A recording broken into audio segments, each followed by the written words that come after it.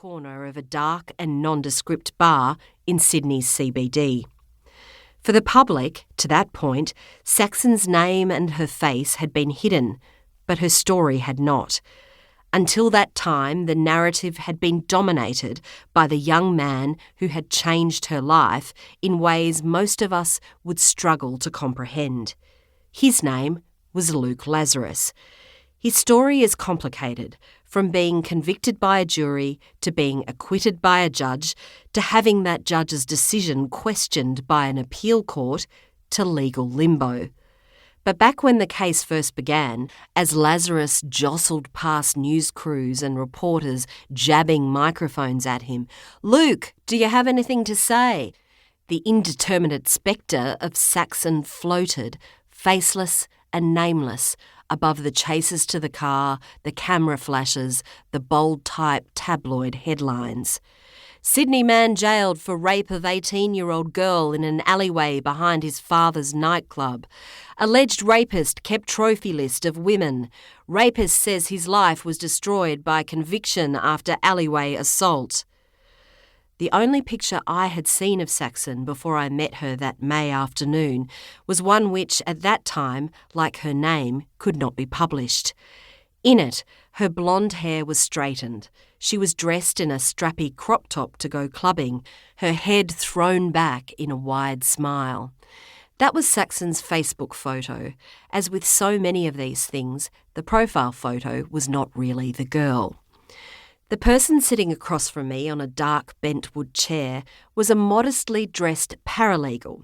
She'd come from a coastal town to work with her big sister in the litigation department of a large city law firm. She was unfailingly polite.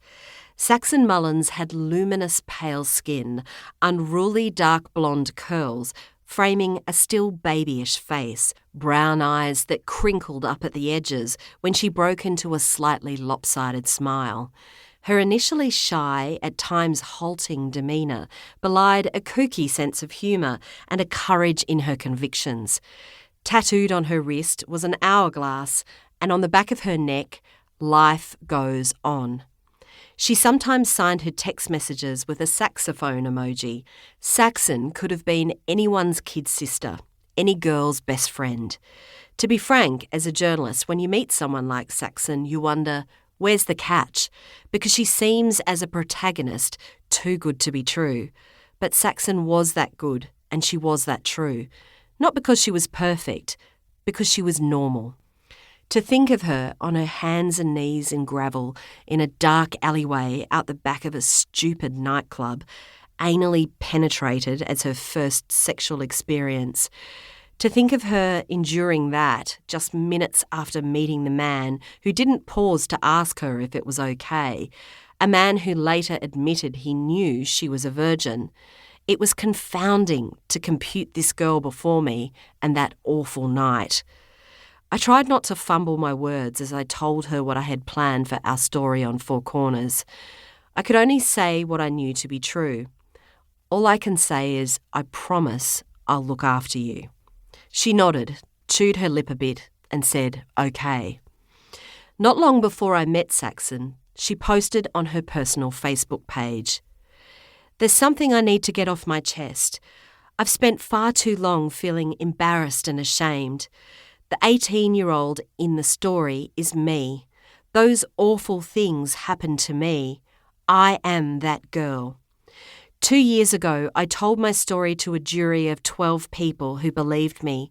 But for legal reasons I don't really understand, some judges decided I had to go through it all again. So, back I came to relive everything that happened to me that night. This time, another judge, sitting without a jury, wasn't convinced by what I said. The person found guilty by a jury has been found not guilty by a judge. His criminal conviction is erased. He is free to move on with his life. I feel let down and confused. I lost something that night all those years ago, and I've been searching for it ever since. I'll let you know how it goes. The reality is this doesn't get to be over for me.